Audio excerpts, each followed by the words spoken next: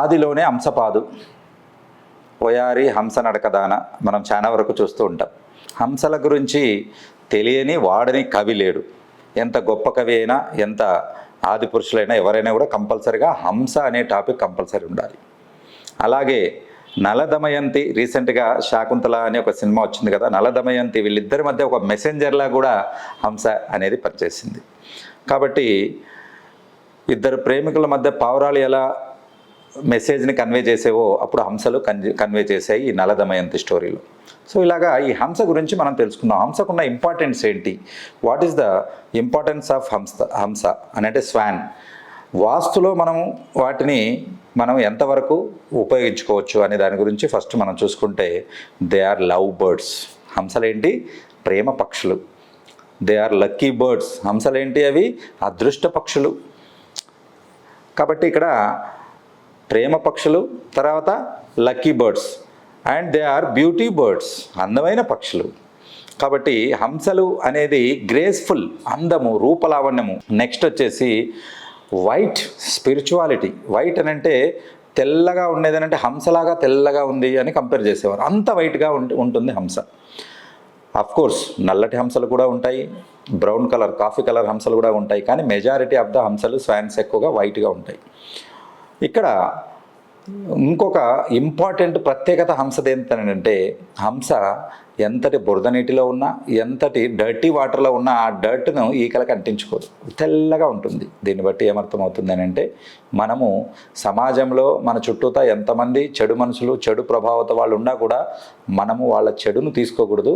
మన యొక్క ఎటర్నిటీ ఏదైతే ప్యూరిటీ ఉంటుందో అది అలాగే మెయింటైన్ చేయాలని మనకు హంస నేర్పిస్తుంది అన్నట్టు. అలాగే హంసతో నేర్చుకోవాల్సింది ఏందబ్బా అని అంటే, ఇప్పుడున్న జనరేషన్స్కి నాకు తెలిసి ఎస్పెషల్లీ ఫస్ట్ యూత్ని తీసుకుందాం. యూత్ హంసను చూసి నేర్చుకోవాల్సింది చాలా ఉంది. హంస ఫొటోస్ కానీ, హంస యొక్క పెయింటింగ్స్ కానీ, లేదా హంస యొక్క బొమ్మలు కానీ వాళ్ళ టేబుల్ మీద, తర్వాత స్టడీ టేబుల్ మీద, స్కూళ్ళల్లో, తర్వాత కాలేజెస్లో, వాళ్ళ స్టడీ రూమ్స్లో పెట్టుకోవాల్సి ఉంటుంది. ఎందుకనంటే హంస కేవలం ఒకే ఒక జంతువు, ప్రత్యేకత చేసి తీసుకోగలిగిన జంతువు. సో పాలల్లోని నీళ్లను ప్రత్యేకంగా పక్కకు పెట్టి ఓన్లీ పాలను మాత్రమే తాగే శక్తి కేవలం హంసకు ఉంటుంది. ఇది పురాణాలు ఎన్నోంట్లో రాసి ఉంది. ఇక్కడ బ్రహ్మ యొక్క ఇష్టమైన వాహనము, అలాగే సరస్వతీదేవి వాహనము హంస. నాలెడ్జ్, అలాగే ప్యూరిటీ అని అంటే అక్కడ స్వచ్ఛతకు, నాలెడ్జ్కి, విజ్డమ్, వీటికన్నిటి కూడా హంస ప్రతిగా చెప్పబడుతుంది. కాబట్టి వీటిని స్టూడెంట్స్, ఇప్పుడున్న యూత్ చూసినట్లయితే దేశానికి ఉపయోగపడే పనులు ఎక్కువగా చేస్తారు. ఇప్పుడు ప్రపంచంలో మనది 5వ స్థానంలో ఉంది. దీన్ని మొదటి స్థానం లేదా 2వ స్థానానికి తీసుకెళ్లే పని ఈ హంసను చూసినట్లయితే వాళ్ళు షార్ప్గా వాళ్ళ పని మీద ఫోకస్ పెట్టి చేయగలరని నేను అనుకుంటున్నాను. అలాగే ఇక్కడ మనం చూసినట్లయితే హంసలు నెక్స్ట్ ఇప్పుడు స్టూడెంట్స్గా చెప్పాం కాన్సన్ట్రేషన్ కోసము అని. చాలామంది సరస్వతీదేవి విగ్రహాలను, సరస్వతీదేవి ఫోటోలను పెట్టుకుంటుంటారు నాలెడ్జ్కి. ఆ ఫోటోలో కంపల్సరీ హంస ఉంటుంది. కాబట్టి నాలెడ్జ్కి అతి తక్కువగా, రూప లావణ్యానికి ప్రతీకగా మనం హంస అనేది చెప్పుకోవడం జరిగింది. ఇప్పుడు మ్యారేజ్ అయిన వాళ్ళు త్వరగా డైవర్స్ ఎక్కువగా తీసుకుంటున్నారు. వాటికి కూడా ఈ హంస అనేది ఒక సొల్యూషన్గా ఉపయోగపడుతుంది. వాస్తులో హంసను ఇక్కడ లవ్ మేకింగ్ సింబల్గా వాడతాం. అనంటే ఇద్దరి భార్యాభర్తల మధ్యలో మనం ప్రేమను చిగురించడానికి, వాళ్ళ రిలేషన్, వాళ్ళ సంబంధాలను మెరుగుపరచడానికి ఉపయోగిస్తాం, ప్రేమ చిగురించడానికి ఉపయోగిస్తాం. ఈ లక్షణాలు ఏంటివి అని అంటే, మనకు ముందు హంస ఎలాంటిదో తెలియాలి. హంస ఒక్కసారి ఒక జంట కడితే అని అంటే, ఒకరితో అది ప్రేమించి జంట కడితే దాని చివరి జీవిత చర్మాంకం వరకు వదలదు. దీన్నే మోనోగమి అంటారు. అనంటే ఒకే భర్త, ఒకే భార్య, శ్రీరామచంద్రుడి మాదిరి. కాబట్టి ఇక్కడ చూసినట్లయితే ఈ మోనోగమి అనేది రిలేషన్షిప్ ఇప్పుడున్న వాళ్లకు చాలా అవసరం. ఎందుకనంటే స్వల్పకాలిక సంతోషం కోసం లివ్ ఇన్ రిలేషన్షిప్లో ఉండి వాళ్ళ జీవితాలను ఇబ్బంది పెట్టుకుంటూ, అలాగే వాళ్ళ గోల్స్ రీచ్ కాకుండా అనవసరమైన డిస్ట్రాక్షన్స్కి గురవుతున్నారు. సో మ్యారేజ్ అయిన వాళ్ళు డైవర్స్ తీసుకోకుండా ఉండాలనంటే వాళ్ళ బెడ్రూమ్లో ఈస్ట్ వైపుకు, తూర్పు వైపుకు కంపల్సరిగా ఒక జత హంసల ఫోటో కానీ, లేకపోతే వాటి బొమ్మలు కానీ, లేకపోతే పెయింటింగ్ కానీ కంపల్సరీగా ఉన్నట్లయితే డెఫినెట్గా వాళ్ళ రిలేషన్ ఇంప్రూవ్ అవుతుంది. ఇది కొన్ని వందల రిలేషన్స్ ఇంప్రూవ్ అయిన అనుభవంతో నేను మీకు చెప్తున్నాను. దయచేసి పాటించండి. ఈ సలహాను మన స్నేహితులు లేకపోతే ఫ్రెండ్స్ ఎవరైనా ఇబ్బంది పడుతున్న వాళ్ళకి ఇవ్వండి. వాళ్ళకి ఎంతో ఉపయోగపడుతుంది. ఈ వీడియోను కూడా వాళ్ళకు ఫార్వర్డ్ చేయండి.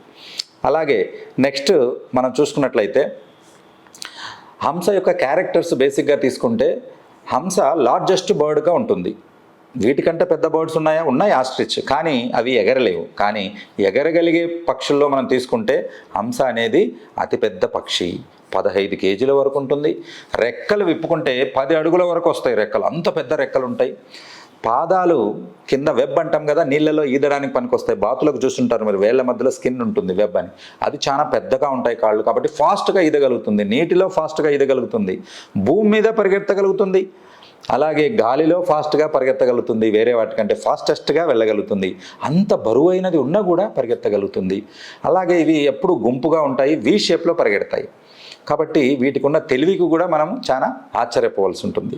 సో ఇలాగా ఉంటుంది. సో దీన్ని బట్టి మనం ఏమర్థమవుతుందని అంటే, ఒక పర్సన్ హంసను చూస్తే ఏం నేర్చుకుంటాడు? నీటిలోనూ ఫాస్ట్గా వెళ్తుంది, అలాగే నీటి నుంచి అది ఒకటేసారి ఏం చేయగలుగుతుంది అని అంటే గ్లైడింగ్ చేయగలుగుతుంది. ఇది ఇంకా వండర్. నీటితో నడుస్తూ నడుస్తూ నడుస్తూ ఎగరగలుగుతుంది, ఇది ఇంకా అద్భుతం అన్నట్లు. కాబట్టి గ్లైడింగ్ చేస్తూ ఎగరగలిగే పక్షి నీళ్ళల్లోనూ నీటి లోపలలోనూ కూడా ఉన్నటువంటి పదార్థాలు తీసుకోవడానికని పోతుంది. నీటి లోపల ఉంటుంది, నీటి మీద ఉంటుంది, గాలిలో కూడా ఉంటుంది, అలాగే భూమి మీద కూడా ఉంటుంది. సో వీటిని బట్టి మనము ఎయిర్లో, వాటర్లో, ఎర్త్లో కూడా ఫాస్టెస్ట్గా ఉండే మూమెంట్. కాబట్టి అవి చూసినట్లయితే మనకు కూడా అడాప్టివ్నెస్ అని వస్తుంది. కాబట్టి వాటిని చూసినట్లయితే ఇలాగ మనము మల్టిపుల్ ఫోల్డ్స్లో, దీంతో యూత్కి ఎలా ఉపయోగపడుతుంది, మనకు గ్రోత్కి ఎలా ఉపయోగపడుతుంది అని అంటే, సిచ్యువేషన్స్ ఎలా ఉన్నా కూడా వాటిలో మీరు సర్దుకొని వెళ్ళగలగాలి. ఆ షార్ప్నెస్ అనేది మనకు రావాలి. కాబట్టి ఢిల్లీలో చాలా ఎక్కువ అండి, నేను వెళ్ళలేనండి అనుకుంటే అక్కడ వెళ్ళే నాలెడ్జ్ మీకు రాదు. నెక్స్ట్ మనం చూసుకున్నట్లయితే నెస్టింగ్ కూడా, గూడు కట్టుకోవడం కూడా చాలా విచిత్రంగా ఉంటుంది. కాబట్టి మగపక్షి గూడు కడుతుంది, అది కూడా నీటికి దగ్గరగా ఉన్న మొక్కల మీద లేకపోతే గట్టుల మీద గూడు కడితే ఆడ పక్షి అంటే ఆడ హంస వచ్చి గుడ్లు పెడుతుంది. 3 నుంచి 8 వరకు గుడ్లు పెడుతుంది. కాబట్టి ఈ నెస్టింగ్లో కూడా ఒక మంచిది. అలాగే హంస యొక్క జీవితకాలాన్ని మనం చూసుకున్నట్లయితే దాదాపు 50 ఇయర్స్ వరకు బతుకుతాయి అని అంటే మన హ్యూమన్ లైఫ్లో ఆల్మోస్ట్ సగం అన్నట్లు. నెక్స్ట్ మనం చూసుకున్నట్లయితే ఈ హంస గుడ్లు పొదిగిన తర్వాత పిల్లలు వెంటనే నడవడం, వెంటనే ఈత కొట్టడం అనేది నేర్చుకుంటాయి. కాబట్టి దీన్ని బట్టి ఏమర్థమవుతుందని అంటే, చెప్తారు కదా, పుట్టిన వెంటనే నడుస్తున్నాడు, పుట్టిన వెంటనే మాట్లాడుతున్నాడు అంటే అంత నాలెడ్జ్, అంత ఫాస్ట్కు ప్రతీకగా మనం చెప్పుకుంటాం అన్నట్లు. ఇకపోతే మనము పురాణాల్లో స్పిరిచువాలిటీ అనంటే ఆధ్యాత్మికతకు హంసలను ఎలా మనం కనెక్ట్ చేసుకుంటామనంటే, మనం ఇందాక చెప్పుకున్నాం హైయెస్ట్ ఆఫ్ ద స్పిరిచువాలిటీ పొందాలి అనంటే ఋషులు మునులకు అందరికీ వాళ్ళకి ఎప్పుడైతే వాళ్ళు ఆ దారిలో పయనించాలనే వాళ్ళకంతా చెప్పేవాళ్ళంట, హింసాత్మకం వదిలి హంసాత్మకంగా మారండి, అప్పుడు మీరు మునులు అవుతారు, ఋషులు అవుతారు అన్నారు. ఇప్పుడు ప్రజెంట్ జనరేషన్కి, ఇప్పుడున్న వాళ్ళకి కూడా ఇది చాలా ఉపయోగపడుతుంది. ఎందుకనంటే ఆ హింసాత్మక అనేది ఈ పబ్జీను తర్వాత ఫ్రీ ఫైర్ గేమ్స్ ఆడి మనుషులు చంపడం, మనుషులు చచ్చేది చూడడం చాలా లైట్గా తీసుకుంటున్నారు, దాన్ని ఎంజాయ్ చేస్తున్నారు. అది తప్పు. హింసాత్మక నుంచి హంసాత్మకంగా వాడాలి. హంస ఎవరికి కీడు చేయదు, అన్లెస్ అంటే దాని దగ్గరికి వెళ్తే తప్ప. దాని దగ్గరికి వెళ్తే మాత్రం అస్సలు ఊరుకోదు, మనుషులనైనా కొట్టి తరిమేస్తుంది. కాబట్టి ఇది చాలా మీరు జాగ్రత్త. హంస మంచిది అన్నారు కదా అని చెప్పేసి మీరు దగ్గరికి వెళ్తే మాత్రం దాడి చేస్తుంది, జాగ్రత్త. కాబట్టి ఇది ప్రైవసీని ఎక్కువగా కోరుకుంటుంది అని అంటే వాళ్ళ గుంపుకు మాత్రం ప్రైవసీని కోరుకుంటుంది. సో ఇక్కడ హంసను బ్రహ్మ యొక్క వాహనంగా మనం చూసుకుంటాం, అలాగే సరస్వతీదేవి వాహనంగా మనం చూసుకుంటాం. కాబట్టి ఇక్కడ హంస అనేది ఎటర్నిటీ, ప్యూరిటీకి, స్వచ్ఛతకు మనం ప్రతిరూపంగా చూసుకుంటాం. నేను చెప్పా కదా ఇందాక, బురద నీటిలో ఉన్నా కూడా హంసకు ఆ కలర్ అనేది అంటదు. ఎలాగైతే తామర బురదలో వచ్చినా కూడా ఒక్క నీటి బొట్టు అంటకుండా ఉంటుంది కదా, అలాగే అన్నట్టు.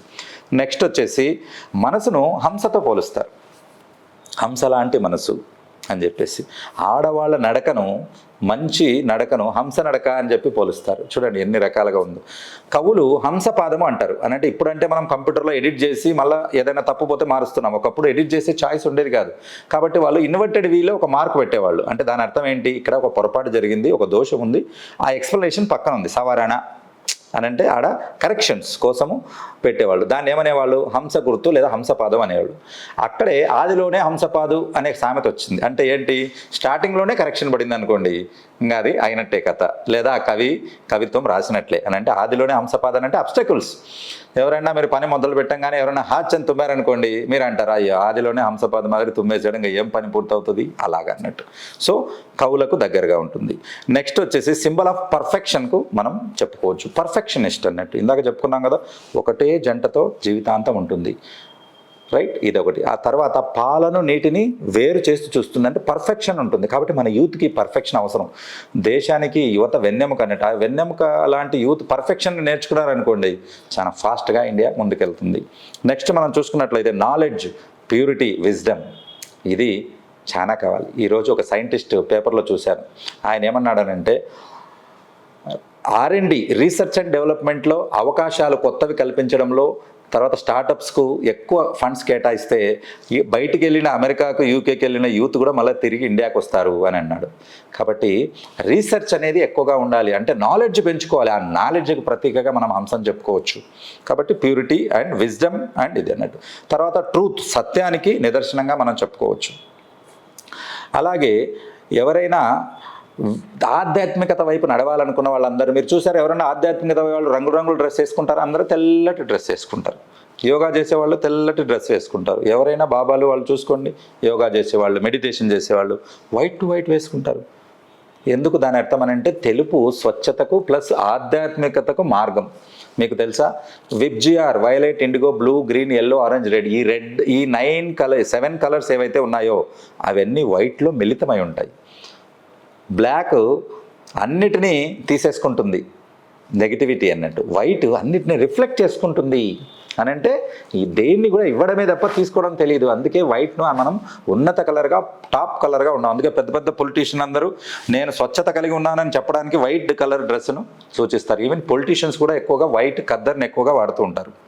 అలాగే స్పిరిచువాలిటీకి తీసుకుంటే కేవలం మన హిందూ మతంలోనే కాదు, గ్రీక్, లాటిన్, అమెరికన్ వాళ్ళ మతంలో కూడా వీటిని దేవదూతలుగా చూస్తారు, ఏంజల్స్గా చూస్తారు. హంస కనపడితే today I'm so lucky, I saw a swan అని అంటారు. అది జంటగా చూస్తే ఇంకా లక్కీ, ఎందుకనంటే సాధ్యమైనంత వరకు హంసలు జంటగానే మనకు దొరుకుతాయి. కాబట్టి హంసలు ఎప్పుడు కూడా జంటగా ఉన్నదాటు చూసినప్పుడు లక్కీగా భావిస్తారు. మనమే కాదు, ప్రపంచంలో ఉన్నటువంటి ఇతర మతాల వాళ్ళు కూడా ఇది ఆధ్యాత్మికంగా మంచి పక్షిగా, lucky bird, lovely bird and beautiful బర్డ్గా పరిగణించబడుతుంది. కాబట్టి ఈ హంసల యొక్క ఫోటోను కానీ, అలాగే వాటి యొక్క బొమ్మలను, అంటే ఎస్పెషల్లీ పోర్సిలిన్, పింగాణితో చేసినటువంటి కానీ సౌత్ వెస్ట్లో అని అంటే నైరుతిలో మీరు పడుకున్న బెడ్రూమ్లో లేవంగానే కనపడేగా తూర్పు వైపుకు మీరు పెట్టుకున్నట్లయితే మీ రిలేషన్స్లో ఇంప్రూవ్మెంట్ వస్తుంది. మీ ఇద్దరి మధ్యలో ఉన్న మనస్పర్ధలు వెళ్ళడానికి, ఈగో ప్రాబ్లమ్స్ను ఓవర్కమ్ అయ్యి ఒక మంచి రిలేషన్షిప్తో మీరు లైఫ్ ఎంజాయ్ చేయడానికి ఈ హంసలు అనేది ఉపయోగపడతాయి. ఇది ఇవాల్టి హంసల కథ. సో ఈ వీడియో మీకు నచ్చినట్లయితే నా ఛానల్ సబ్స్క్రైబ్ చేయండి, లైక్ చేయండి, ఈ వీడియో 10 మందికి షేర్ చేయండి. ఎస్పెషల్లీ రిలేషన్ ప్రాబ్లమ్స్ ఉన్న వాళ్ళకి, అలాగే యూత్కి ఈ వీడియోను ఫార్వర్డ్ చేయండి. శివ ఓం.